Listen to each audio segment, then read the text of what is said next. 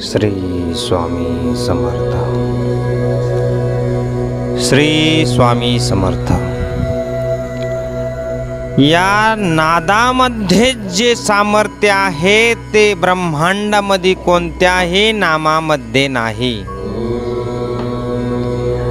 नामाने मनुष्य तारला जातो हे अनुभवाविना कळू शकत नाही. आत्म अनुभवे सुखे तेने मुक्तिदारे घडत असे. हे ज्ञानची आत्मगोवितसे अनुभवा शिकावसे. अनुभवातून मनुष्याला शहाणपण येतं.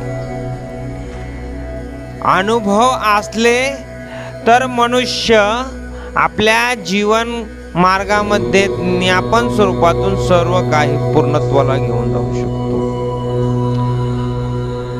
मी कर्म करतो असे कधीही होऊ शकत नाही, कारण की राम करता आहे हा भाव ठेवायला हवा.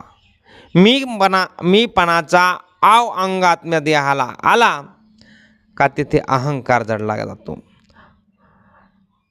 आणि राम करता आहे असं ज्यावेळेस भाव देहामध्ये उत्पन्न होतो त्यावेळेस अहंकार हा त्या ठिकाणी नसतो. त्या ठिकाणी श्री गुरुकृपेचा आशीर्वाद असतो. आणि या गुरुकृपेच्या आशीर्वादामधून मानव मात्र मनुष्य आपले आयुष्य पूर्ण करून या जीव साफल्य अशा या देहाची उन्नती करून घेतो. आणि हेच महत्त्वाचं आहे.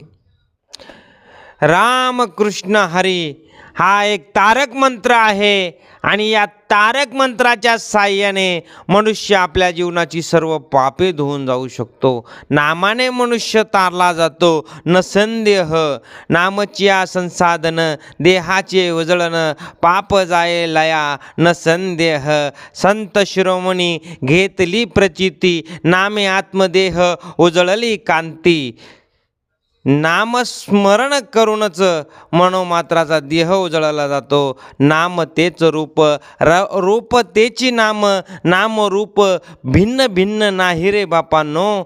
कारण की जे नाम स्मरतो आपण त्याच नामरूपाला जातो. म्हणून जीवात्म्याने कलियुगामध्ये जन्म घेतल्यानंतर अनंत अशा पापांचा लवलेश करण्यासाठी फक्त भगवान परमपिता परमेश्वराचं नामाचं स्मरण मात्र केलं पाहिजे. या नामाने तो तरला जाईल, त्याचा उद्धार होईल, त्याच्या सर्व पापांचा विनाश होऊन तो सुखाची प्राप्ती घेऊन वैकुंठ भवन स्वरूप असणाऱ्या त्या आपल्या श्रीहरी स्वरूपाला जाऊन प्राप्त होईल. म्हणून नाम तारक नाम तारक नाम तारक. श्री स्वामी समर्थ. श्री स्वामी समर्थ.